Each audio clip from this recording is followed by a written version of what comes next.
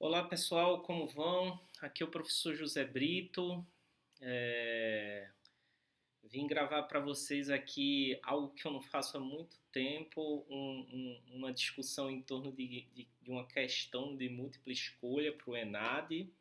Sabemos o quanto é sério esse momento político do nosso país, então se dedicar ao ENAD também é se dedicar à causa do nosso curso, né? Que é um curso de qualidade, democrático, de formação, ampla formação de professores e professores de história.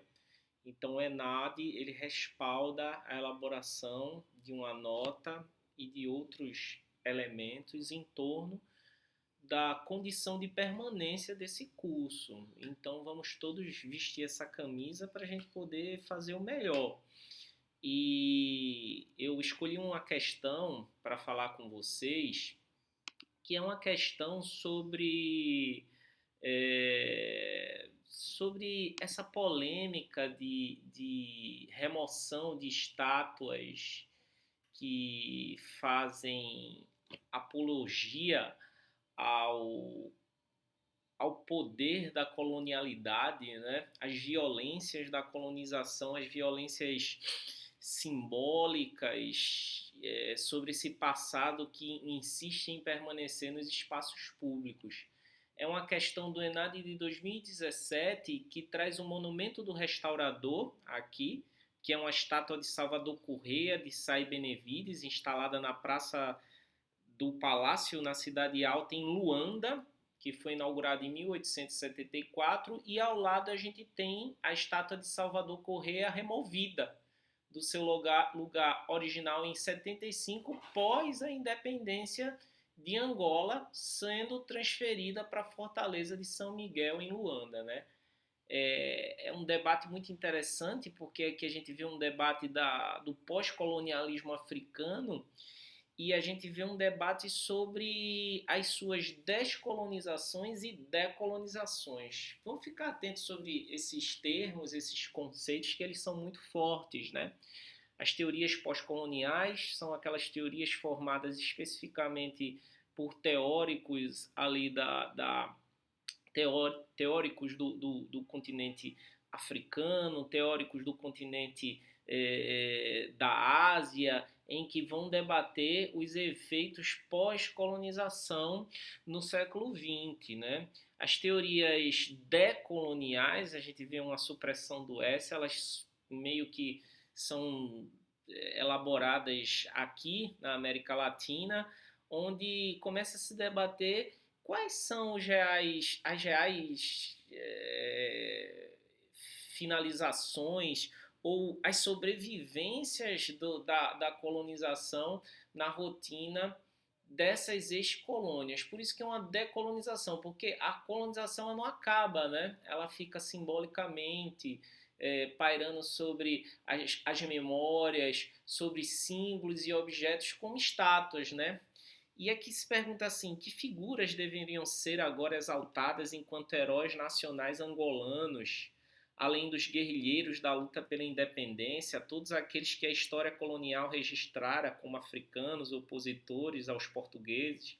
Assim se compreende o motivo pelo qual, depois da independência, a estátua de Salvador Correia ela foi apiada e guardada na fortaleza de São Miguel, à semelhança de todas as outras estátuas que remetiam a alguma relação com o colonialismo português, compreende-se igualmente porque é que os edifícios e as ruas da cidade que evocavam o nome do restaurador e o feito da restauração receberam então nomes de figura que o discurso colonial português elegera como mal selvagens e insubmissos. Isso é um debate muito potente que a gente acompanha também aqui no Brasil, né, com a queima da estátua de Borba Gato.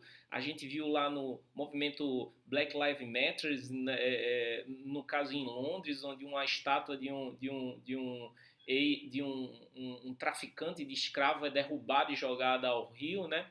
Então a gente tem que pensar que essas estátuas e monumentos ela têm uma dupla função na representação do passado, né?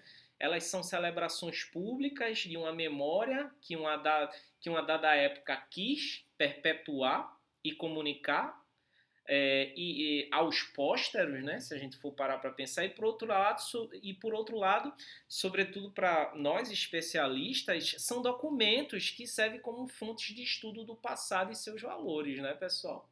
Então, quando o movimento social ataca esses símbolos, ou mesmo quando o poder público resolve removê-los de um local público e colocar dentro de museus, colocar em outros espaços, tentando reativar o seu efeito, é porque a mensagem celebrativa herdada do passado ela está sendo questionada e ela perdeu o seu sentido para as próprias elites que erigiram. Todo monumento é um monumento de barbárie, como Walter Benjamin falava, pessoal. Então, tirar essas estátuas da rua, espaço público, essas estátuas elas celebram a violência da escravidão, da colonização, e removê-las e colocar em espaços de memória é reativar um debate em torno delas, né? A queima da estátua do bandeirante Borba Gato em São Paulo, ela acirra ainda mais o debate sobre o que fazer com essa memória pública, essa memória heróica e sublimada da violência do passado contra esses grupos subalternos dizimados e escravizados, né? Esses monumentos eles são atacados há muito tempo, em várias épocas, pessoal. E aí essa ação contra os monumentos, assumida muitas vezes por movimentos sociais, ela acaba provocando uma série de reações que envolvem o cidadão comum. Isso é legal, né? Então, ela envolve um debate sobre memória, ela envolve um debate sobre os projetos de colonialidade e ela envolve um debate sobre imagem. Como a imagem ela nos agencia, nos afeta, como ela provoca um debate no nosso cotidiano. Essas imagens elas estão vivas, elas são latentes, elas estão constantemente problematizando a função da memória, né?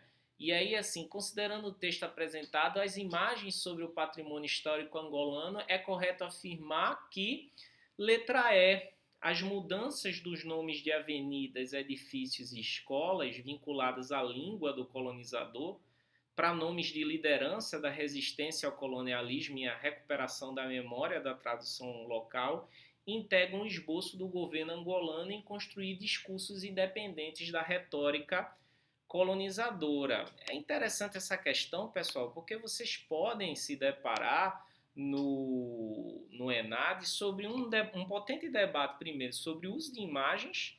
A imagem é um arquivo, toda imagem ela carrega em si saberes arquivados e memórias, disputas políticas, discursos, intencionalidades, né? Seja ela seja ela uma imagem fotográfica, uma pintura de cavalete, seja ela uma charge, uma imagem da web, um meme, e envolve o potente debate sobre as teorias decoloniais que circulam hoje em praticamente todas as áreas.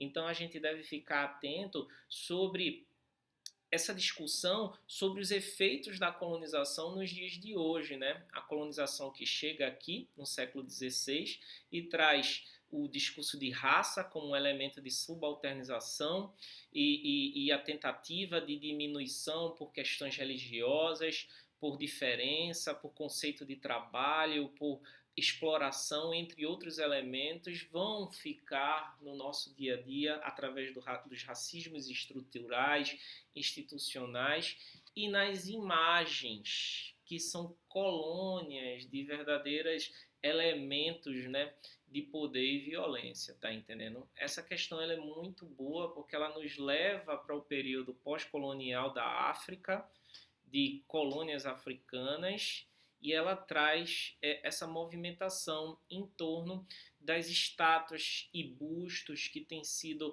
removidas, destruídas e problematizadas enquanto lugar de memória que exalta a violência do colonizador branco, cristão, capitalista. Então é uma questão muito boa, pessoal. Estudem, né, tentem dar uma lida, fiquem atentos a essas questões, mas nós confiamos plenamente no trabalho que nós fizemos ao longo da graduação de vocês e em vocês que são maravilhosos e maravilhosas, extremamente potentes para dar conta disso, tá certo, pessoal? Fiquem bem e até a próxima. A gente vai se encontrando e falando. Tchau, tchau.